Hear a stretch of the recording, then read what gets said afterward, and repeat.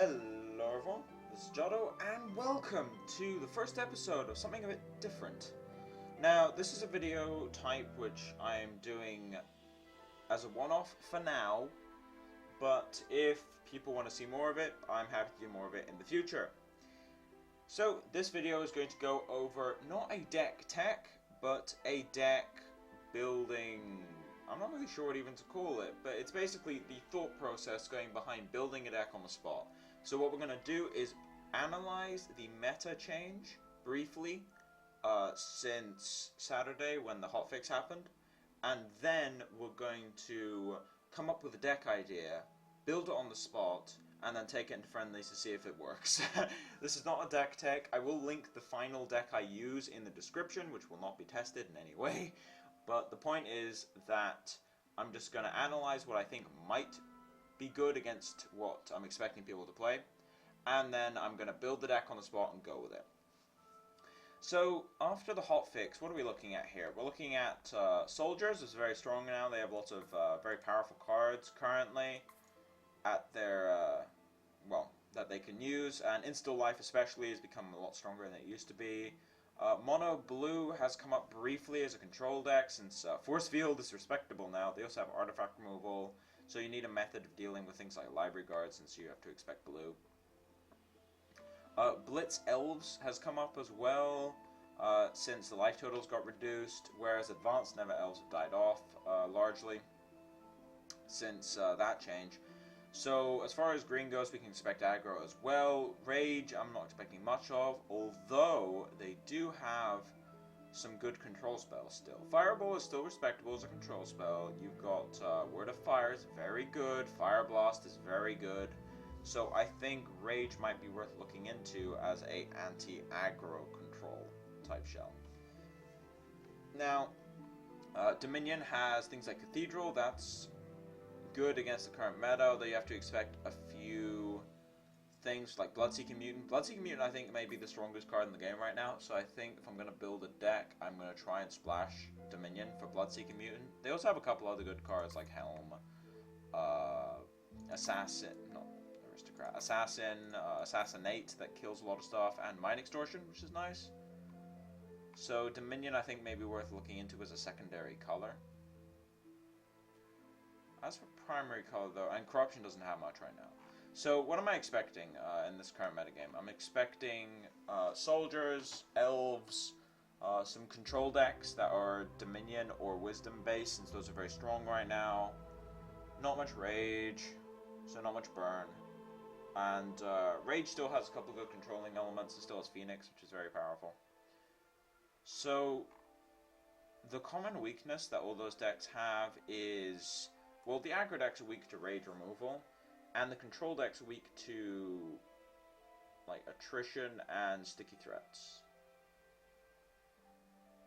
Alright. So we're going to try a Rage Dominion mid-range deck. Try and speed it so that it's, like, just between speeds, so it can put on pressure, but it's not limited to it finishing early. So what we'll do is we'll make a new deck here. Now, if we're going Rage Dominion, what kind of heroes are we going for here? Now, we said we want things like Word of Fire and Phoenix. So that pretty much puts Advanced Espina out of the running. Although Advanced Espina is more of a super late game, it is still something we could look at for a different type of deck, because the hero power lets you attrition control decks. So maybe that's worth it. It's also draw power effectively. The basic heroes I don't like here. Burke is okay, but it's a bit too much damage to be taking. It's good removal though, but I think we can sub it out with other stuff. Zash is a cool one actually. The problem is he kills your own Phoenixes, and if you're trying to run a mid-range deck, maybe that's not the best approach. Coronas, however, just got buffed, and the 1/1s may be handy. It also gives you a couple things you can do, and it means that you can fill in the curve when you don't have the right curve in hand. Alright, so what I'm going to do is just add 4 ofs of whatever might be possibly played.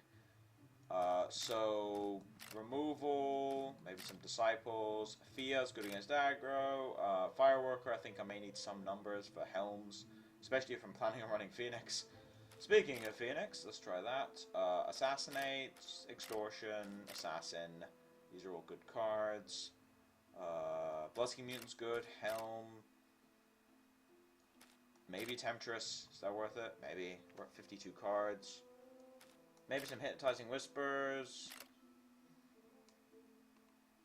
Okay, we'll start with that, and then just start cutting things. First things first, 3 Thea. Don't like more than 3. 2 Fireworker, I think. 2 Disciple, because we've got Coronis' hero power, so we don't need 3 drops that much. Which actually results in me cutting Temptress. Now that I think about it, we actually don't need... we do not need the 3 drops as much. I think Disciple fills a different role, though. I like having the 2/2 with Lifebound on turn 3, though. That's good. If we have an Assassin or something. So, yeah. We'll go 3 Assassin... 3 Assassinate. I've voiced this before. I don't like more than 3 of either of those because they're situational removal. 4 Bloodseeking, 4 Phoenix I think is okay because those are like our main methods of winning. Fireball, maybe a 3 of, maybe 2. Mind Extort is a 3, maybe 2 Helms. Let's go for 3 Fireball actually. Hypnotizing Whispers is interesting. I think 2 is the right number though. This actually works out. Can we increase that? No, that's too situational. Alright, what kind of shrine count are we looking at here? So this comes up as 39 cards, which would give us 21 shrines, which I'm happy with. I think we want Stronghold and Cathedral, because we got the hero power. That gives us a bit of draw power in the late game, which is nice, but I don't think I want them early, so 2 Stronghold? Yeah. 3 Cathedral I think is necessary if you're running Dominion right now. And then we'll just add in one of each of these shrines so I can adjust numbers. Now, what do I need in terms of color split? I needed a minion by turn 3. I need a rage by turn 3 as well. But then I need double rage here. I need single dominion for the entire game. Need double rage here, and if I don't draw dominion, I think I'm okay for a few turns. Yeah, I miss Assassinate and Assassin, but then I've got Fire Blast, Fireball, Word of Fire and such to compensate. So I think missing red is more harmful. So 21 shrines. The standard split for something like this, which is close to equal but not quite, is a 12-9 split. So if you've seen these numbers before, that's why. 12-9 split is the standard. Oops. 12-9 split is the standard for 2 color decks that don't have a clear preference. They just have double requirement on 1. I think that works. Now, as I said, this is not deck tech. This is a kind of deck building session. So yeah, we're gonna take this into friendlies and see if it holds up at all. I know friendlies isn't ranked, but I don't really feel like taking this onto ranked yet, since I'm not even sure if it's gonna work. So, as I said at the beginning of the video, this is a one-off right now that I will come up with a name for after, probably when I'm uploading the video. In fact, I'll come up with a name for the video. But this type of video, this kind of like building a deck after looking at what's in the meta, building a new deck, and then trying it out in friendlies. If that's something you want to see, then I'm happy to do them along with deck techs. Because deck techs can only happen once every couple of, like once a week maximum, really. Because the problem with deck techs is that most of my deck techs are built for ranked and tested. Couple exceptions, like Lightning Zombies and Wisdom Tempo and such. Why are they both Wisdom decks? But anyway, the point is that deck techs take like a week to make, if I'm feeling creative. If I'm not feeling creative, then oh, that was a 2-week period there. But this kind of stuff is, this is the kind of thought process I go through a lot, and I noticed that a lot of people aren't really talking about like what the thought process of going into a new metagame and looking at what new decks you could play is. Like, Clone makes a lot of new decks whenever he's playing. I make a lot of new decks. All of my teammates do, things like that. So I thought it'd be nice to share some of the insight into what the thought process is when it comes to deck building to try and break the new metagame, as it will. And we're getting cursed with long queue. This is friendlies. This is normally like a 30-second queue at longest. I don't think I've ever gone up to 2 minutes queue in friendlies for a very long time. We may break that record. It's because I'm recording a video, isn't it? In other news, I tried to stream earlier and my internet was stable enough for a time, but did not remain as such. It was kind of crippled after half an hour. I did try and get it to stabilize. I turned the quality down a lot, but it just wasn't stable for long enough, and as a result the stream was only half an hour. Alright. Darius. Now, basic Darius could be aggro, it could be mid-range or control. I know that's a very broad thing, but it could be any of which. I like this hand because it has an assassinate in it, which is good against protector, so we'll take this hand. I think this is good. It also means that I can kind of hide that I've got rage. Also, Hypnotizing Whispers is quite nice here. Hypnotizing Whispers is a very underutilized card. I don't think it's a 4 of ever, but I like the idea of playing 2. It gives you a little bit of extra later game potential. You can also rearrange your opponent's top decks. Wisdom Corruption. Interesting. Okay. We'll leave Assassinate up, see if he goes Protector. Mesmerizing Spirit would be irritating, but Protector's fine. Or a Library Guards, I'll Assassinate that as well. Straight up, draw a card.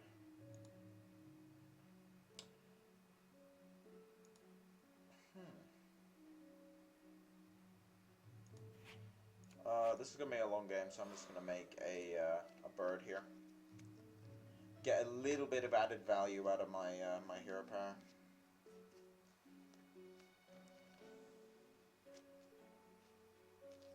There's the Leave It Ad, which is the nickname I give to Library Guard, which a lot of people have asked me about, weirdly enough. Now, next turn, I could go Phoenix or I could go Mutant. I think I go Phoenix because with the Spark, I can go Mutant into... I go Mutant because with the Spark, I can go Mutant into Phoenix, whereas I can't do it the other way around. Because I'd have to go double Rage here into Phoenix, and then next turn I'd have 3 resources, 3 mana, whereas if I go Mutant here, then I can next turn go Rage Shrine Phoenix. So we're going to get the Cathedral of Night set up, we're going to spark out this Mutant, and then we're going to put it on back row. And then next turn I can go Phoenix. Now these are both threats that his color combo has serious issues with. He did go double Corruption, which could mean a Sanctum. Which could deal with the Mutant if he has a removal spell. Could be Sanctum, could be Infernal in a few turns, Necromantic Cult. We shall see. I've actually got my hero power coming up next turn, which means I could try and get some damage in instead. Like, if he doesn't leave blockers up, I could try and get some damage in and just go from there. Since Fumes? Yeah, he's going to attack. Okay. Since he attacked, I'm actually just going to go for another bird here. Because then I get 2 2/2s. 2 2/2s.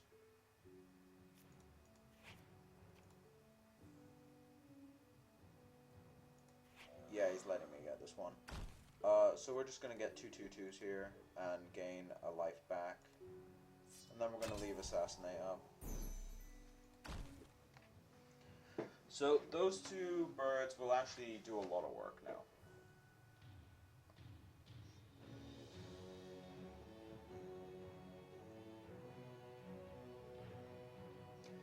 I could go Hypnotizing Whispers next turn, because at 5 mana you can get anything in the game and put it onto the board and rearrange.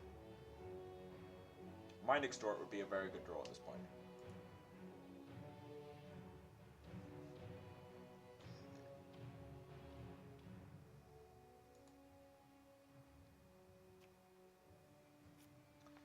I have damaged myself a reasonable amount, although the Consume Spirit didn't exactly help. And another one. Wow, okay. That's a bit ridiculous.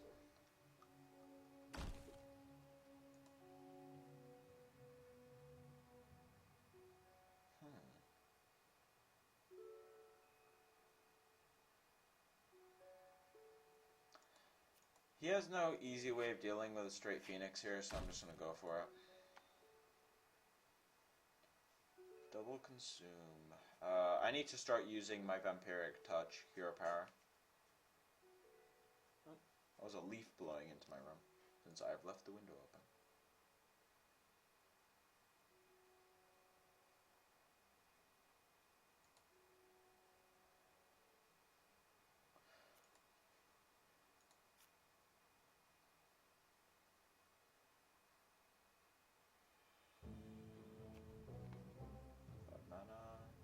I'm expecting an Infernal at some point. My Hero Power is particularly good against Infernal.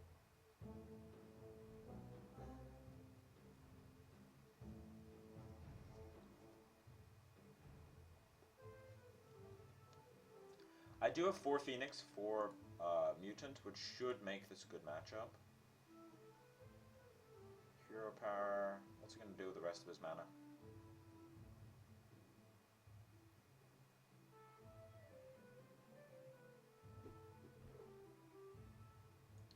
If it's a Noxious Fumes or a Flash Freeze, I don't really care, because it takes a card out of his hand. And it's like, he may not be able to deal with the second half. This also means I can get damage in and get a Hero Power up here. Actually, let's go for Hypnotizing Whispers while we can. Alright, we get the Disquisitive, put Ancient Wisdom on bottom, then Consume, then Corruption Shrine. Actually, I should have put the Wisdom Shrine since he could have a Silencer or something. We'll just make a bird here and attack phase. I should have made that at end of turn, because then he couldn't Flash Freeze it. That was a slight mistake.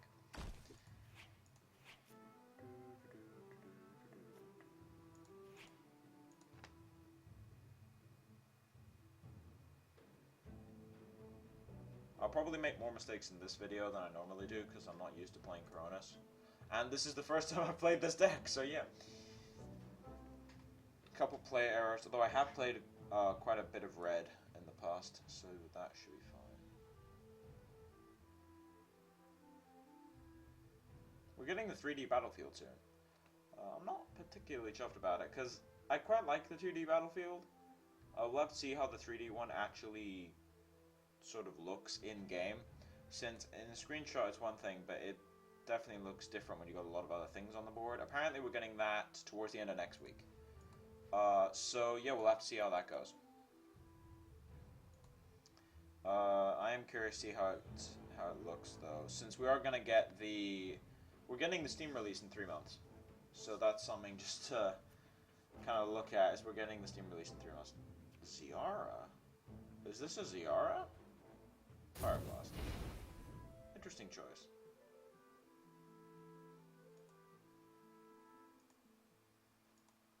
No, I'll use the Dominion Shrine.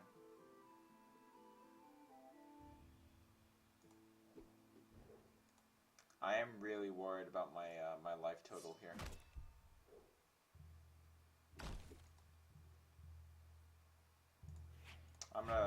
I know that this is like bad for winning the game, but I'm gonna start siphoning off my own Phoenix because I need to get back life-wise since he's playing red.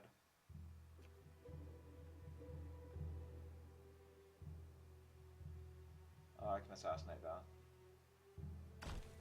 And I can ping that. I can assassinate one and we'll Word of Fire the other.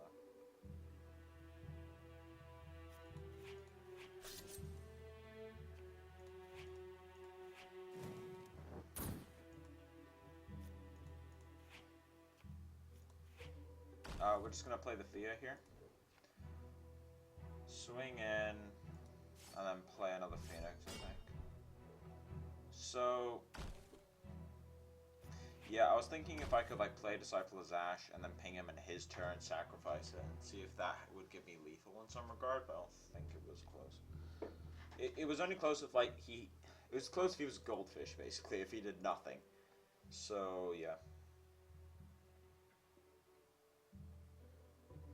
Because then it would be 3, 4, 5, 6, 7, 8, 9, 10, 11. Yeah, it would have been lethal. But that's only if my opponent does absolutely nothing, whereas this kind of is a more guaranteed version of winning. Obelisk of Unity? Curious. You could play a red dragon or something.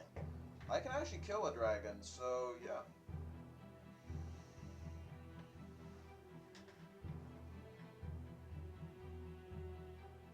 Interesting deck I've queued into here. This is one of the perks of playing in friendlies, is that you get to play against a lot of other decks that are kind of being tinkered with.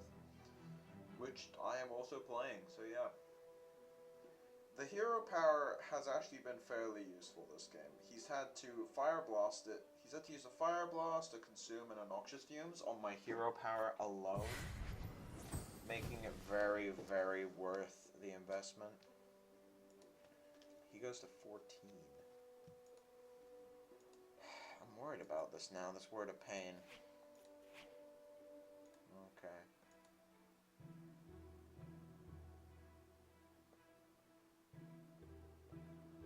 5, 6, 7, 8, 9, 10, 11, 12. It's not enough. And it just won't be enough.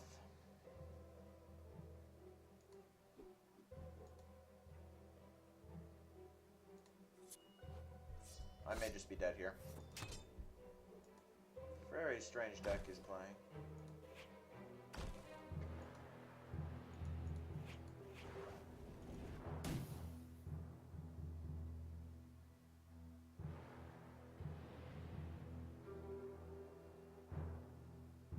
If I sack my Fia here, I don't have lethal. He doesn't have Fireball in his hand, so that's a plus. He could just kill me with Word of Pain and such. Oh, I do have the Fireball for this lamp.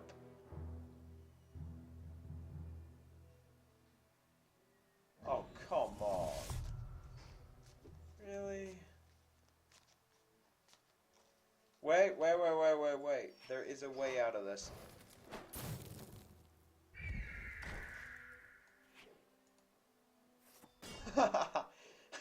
There was a way! Fireball my own guy. Now, is there a way of me winning? That's the better question here.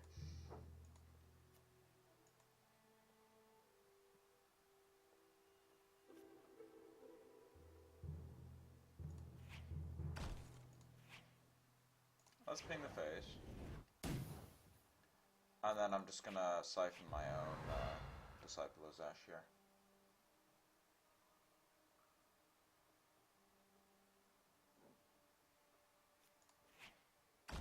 I have to kill him eventually.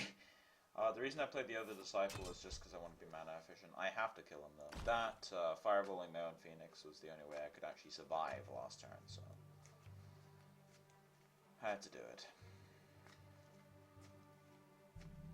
That puts him at 4, which is very close to lethal. Maybe I could have siphoned my own Phoenix. No, either way it's a loss of 1 damage, so it doesn't matter.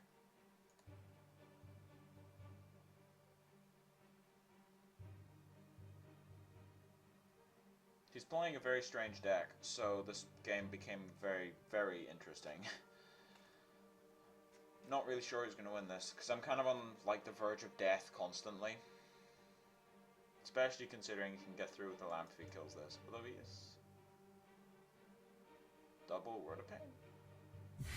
It's not lethal.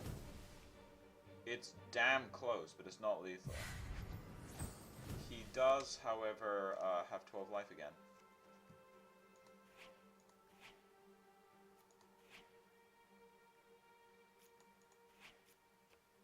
I needed a Mind Extort this game, I think. I am playing 3, but I never got one. He's played 2 Word of Pains? Yeah, I'm dead. I'm pretty convinced I'm dead here. No. I need 2 blockers because the lamp hitting me is lethal. Yeah, I needed mind extorts for this game. I think I'm playing 3, but I needed mind extorts. Yeah, he's just got double fire blast. Oh well. Yeah, I needed mind extorts. If I'd saved my my fireworker from earlier, that would have at least saved me some damage. It wouldn't have saved me the original swing. The swing for 8 that I'd fireball my own Phoenix for. That would not have been stopped. However, the next swing that killed me would have. So, I think that was a misplay there. Now, yeah, I mean, obviously if I got mind extorts, that would have swung back in. But I didn't.